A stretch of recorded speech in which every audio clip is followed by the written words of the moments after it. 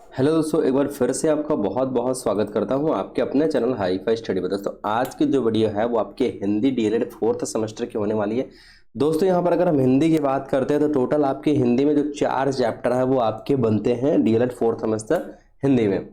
और इसके पहले के जो 2 चैप्टर वो मैंने आपको करवा दिए हैं, और अभी आज के इस वीडियो में 2 चैप्टर और मैं करवा के और आपकी हिंदी के जितने भी बहुविकल्पी क्वेश्चन है वो मैं कंप्लीट करा दूंगा। सिर्फ और सिर्फ ठाकुर पब्लिकेशन की यहाँ पर मैं बात कर रहा हूँ। आगे मैं आपको अभी जो जितने भी वगैरह बुक्स वगैरह उन सभी के क्वेश्चंस जो है वो मैं आपका करवाऊंगा। साथ ही में दोस्तों आपके प्रीवियस ईयर क्वेश्चंस जो होंगे प्रीवियस ईयर उनको करवाऊंगा। साथ ही प्रीवियस ईयर पेपर जो होंगे वो भी मैं आपके सॉल्व करवाऊंगा। तो अगर हम यहाँ पर बात करते हैं दोस्तों थर्ड वाले चैप्टर की, तो तीसरा जो चैप्टर हमारा उसका नाम क्या है? उसका नाम है कि हिंदी साहित्य की विधाएं एवं लेखकों का परिचय। वो आपका अध्याय थर्ड यानी यही वाला चैप्टर जो है, इसी चैप्टर का नाम है हिंदी साहित्य की विधाएं एवं लेखकों का परिचय। अब बात करते हैं मेरे दोस्तों यहाँ पर सबसे पहले क्वेश्चन की, जो कि हमारा क्वेश्चन कहता है कि जयशंकर प्रसाद की रचना है। जयशंकर प्रसाद के इसमें से कौन सी रचना है? कामायनी है, साकेत है, पल्लव है या प्रिय प्रवास है? तो यहाँ पर दोस्तों राइट आंसर जो हो जाएगा वो आपका हो जाएगा कामायनी, यानी ऑप्शन नंबर ए के साइड यहाँ पर चला जाएगा। सेकंड नंबर क्वेश्चन हो जाएगा कि प्रकृति के सुकुमार कवि जो है वो किसे माना जाता है? जयशंकर प्रसाद को, महादेवी वर्मा को, सुमित्रानंद पंत को या फिर सूर्यकांत त्रिपाठी निराला को? दोस्तों यहाँ पर सेकंड नंबर का राइट आंसर जितने भी साथी हमारे दे रहे हैं प्रकृति का सुकुमार कवि, देखिए इसका जवाब आपको नीचे कॉमेंट सेक्शन में देना है। जी हाँ, इसका जवाब जो है वो आपको नीचे कमेंट सेक्शन में देना है, क्योंकि कब बात का बहुत आसान क्वेश्चन है और ये आप लोगों ने, जरूरी नहीं कि आप डीएलएड में ही पढ़ रहे हैं, इससे पहले भी आप लोगों ने इसको पढ़ रखा, क्लास 8 में भी इसको पढ़ रखा होगा आप लोगों ने। थर्ड नंबर क्वेश्चन यहाँ पर कि रामचरितमानस किस भाषा में लिखी गई है? ब्रज भाषा में, अवधी भाषा में, मागधी भाषा में या फिर भोजपुरी भाषा में?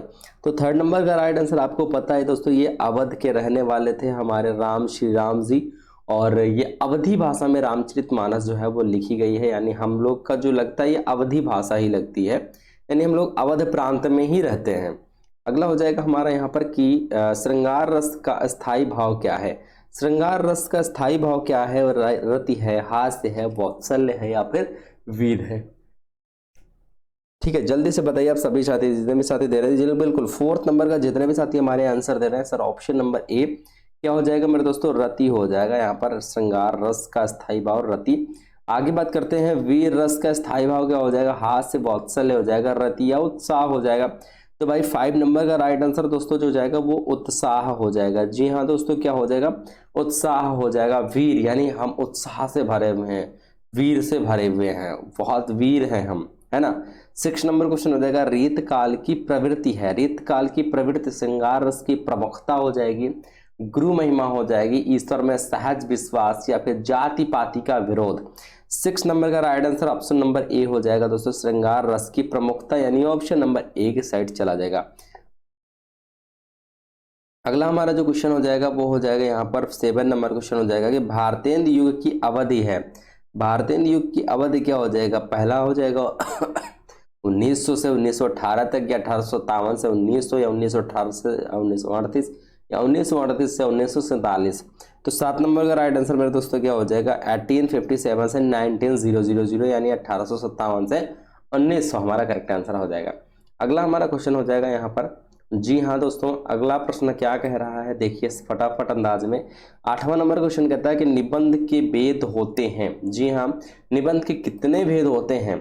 विचार प्रधान निबंध, भाव प्रधान निबंध, ए व बी दोनों, या इनमें से कोई नहीं? तो जल्दी से आप लोग बताइए कौन सा राइट आंसर हो जाएगा। जी हाँ मेरे दोस्तों, 8 नंबर का राइट आंसर जो जाएगा वो हो जाएगा हमारा ऑप्शन नंबर सी हो जाएगा, क्योंकि उसमें निबंध के भेद होते ही आपका विचार प्रधान निबंध भी होता है और भाव प्रधान निबंध भी होता है, दोनों होते हैं निबंध के भेद।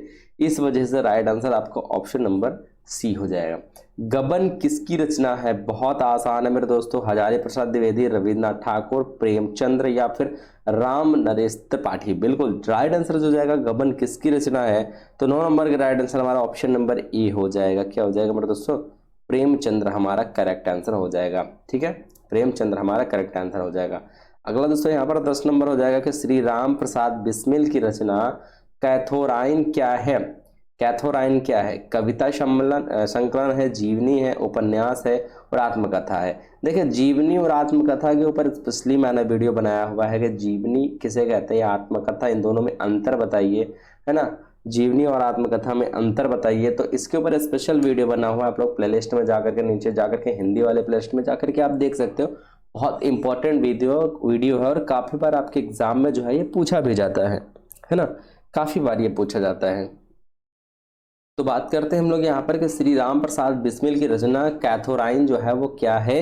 तो वो दोस्तों जो रचना है वो अपने आप में एक जीवनी है। क्या है मेरे दोस्तों?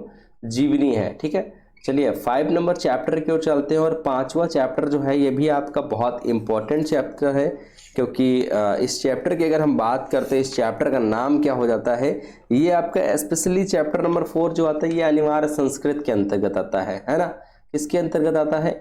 ये अनिवार्य संस्कृत के अंतर्गत आता है। इस चैप्टर का नाम ही है अनिवार्य संस्कृत और शिक्षण, है ना। अनिवार्य संस्कृत और शिक्षण इस चैप्टर का नाम ही है, जो कि आपका last chapter 4th number chapter बनता है। बात करते पहले क्वेश्चन की, जो कि दिया गया है कि व्याख्यान विधि में हर्बर्ट ने कितने सोपानों का प्रयोग किया है।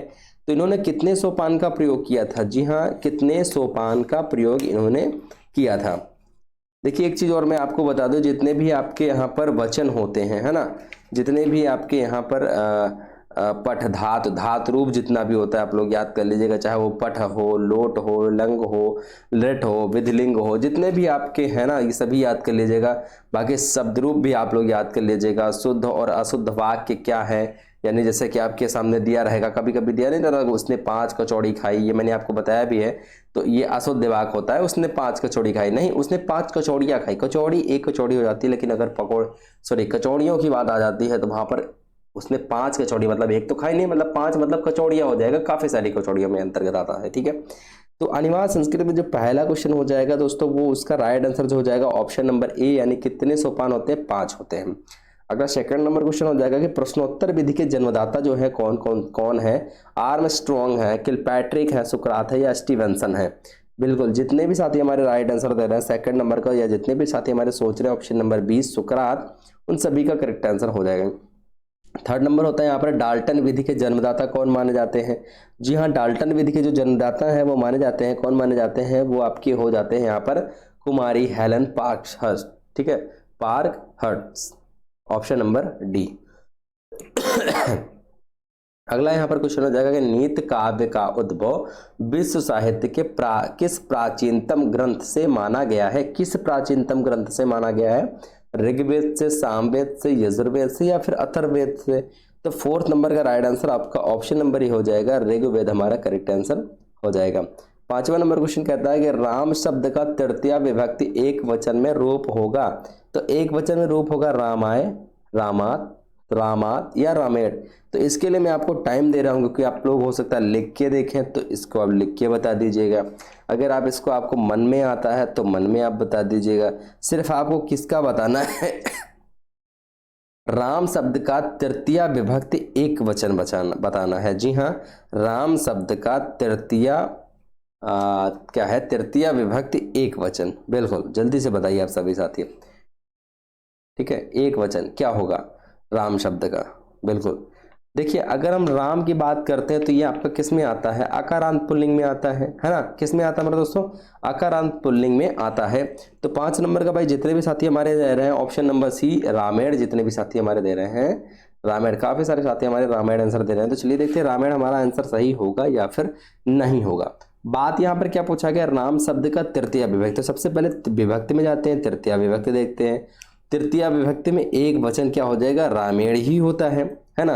अगर हम बात करते हैं, जैसे मैं आपको बता रहा हूँ, जैसे क्या होता है प्रथमा व्यक्ति रामा रामो रामा, रामम रामो रामान, रामेण रामाभ्यम रामे, रामाय रामाभ्यम रामेभ्य, रामात रामाभ्यम रामेभ्य, रामस्य राम्यो, रामाणाम हे रामो, रामे राम्यो और रामेश होता है।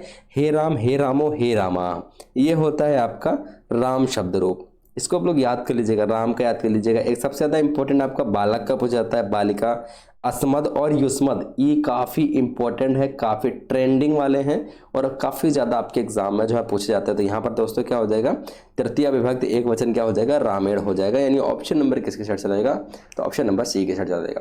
अगला हो जाएगा गच्छ धातु रूप, गच्छ धातु का लेट लकार मध्यम पुरुष एक वचन क्या हो जाएगा। गच्छ धातु की यहाँ पर बात की गई, यहाँ पर पूछा क्या गया मेरे दोस्तों, गच्छ धातु पूछा गया है। ठीक है, जल्दी से बताइए आप सभी साथी।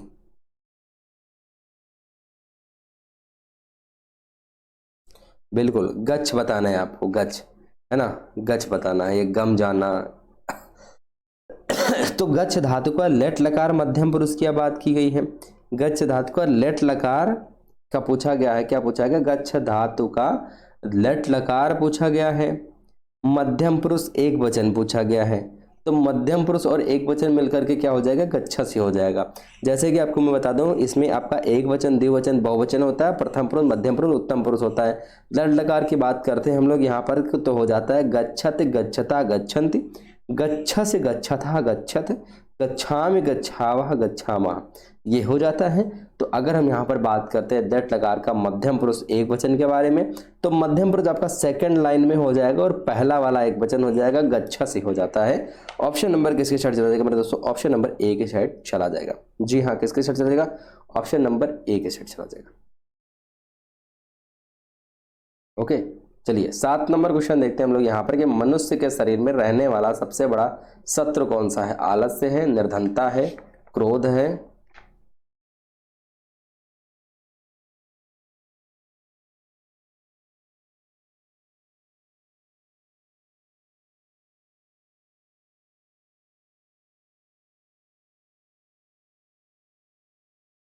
एक मिनट, थोड़ा सा यहाँ पे दिक्कत हो गया, मुझे लिट नहीं दिखा। ठीक है, लिट नहीं दिखा मुझे, मैंने लिट लकार का आपको बताया, जबकि यहाँ पर लिट लिखा हुआ है, लिट लकार। ठीक है, तो लिट लकार में जो है आपका, जैसे आपका गमिष्यत वाला हो जाता है ना, गमिष्यत में, गच्छत नहीं होता, गमिष्यत में हो जाता है।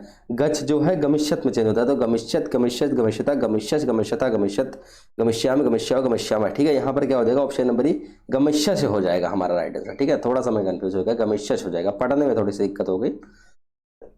चलिए नेक्स्ट हो जाएगा हमारा यहाँ पर, मनुष्य के शरीर में रहने वाला सबसे बड़ा शत्रु कौन सा, आलस्य, निर्धनता, अपशय, अपयस या फिर क्रोध। तो 7 नंबर का राइट आंसर में दोस्तों क्या हो जाएगा, तो 7 नंबर का जितने भी साथी हमारे आंसर दे रहे हैं, ऑप्शन नंबर ई आलस्य। ठीक है, सबसे बड़ा जो शत्रु है वो आलस्य हो जाता है। बाकी बात करते हैं 8 नंबर के, शोध विधि के प्रतिपादक हैं। शोध विधि के प्रतिपादक की अगर यहाँ पर बात की जाती है तो आर्म स्ट्रॉन्ग होते हैं शोध विधि के प्रतिपादक। केला का संस्कृत शब्द क्या हो जाएगा, तो केले का संस्कृत शब्द आपको तो पता है भैया, कदली फलन जो होता है वो केले का संस्कृत रूप होता है। 10वां नंबर क्वेश्चन हो जाएगा, बेर का संस्कृत रूप क्या हो जाएगा। तो बेर के संस्कृत रूप की अगर हम यहाँ पर बात करते हैं मेरे दोस्तों, तो बेर का संस्कृत रूप जो हो जाता है वो क्या हो जाएगा, जल्दी से बताइए आप सभी साथी। तो उसका बदरी फलम जो होता है बेर का संस्कृत रूप हो जाएगा। तो आई होप दोनों चैप्टर के आपके बहुविकल्पीय क्वेश्चन आज के इस वीडियो में कंप्लीट हो गए हैं। साथ ही में दोस्तों आपके लिए मैं एक और वीडियो लेकर के आऊँ जिसमें आपके बहुविकल्पी भी होंगे, और मैं आपके लिए भी काफ़ी सारे वीडियो में लेकर के आऊँगा जिसमें आपके बहुविकल्पी और प्रीवियस ईयर और आपके प्रीवियस ईयर प्रश्न पत्र जो है वो भी मैं आपके सॉल्व करवाऊंगा। ठीक है, आई होप इस वीडियो को ज़्यादा से ज़्यादा दोस्त मित्रों के साथ शेयर करेंगे। मिलेंगे नेक्स्ट वीडियो के साथ। जय हिंद, वंदे मातरम।